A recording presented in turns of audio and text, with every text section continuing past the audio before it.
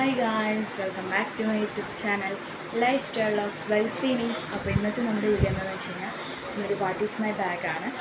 നമ്മൾ school ഷോപ്പിങ്ങിൻ്റെ video ഇട്ടിട്ടുണ്ടായിരുന്നു.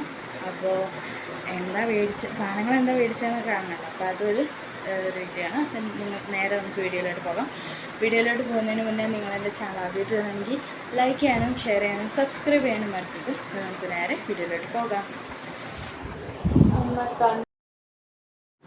അപ്പോൾ ഇതാണ് നമ്മുടെ ബാഗ്.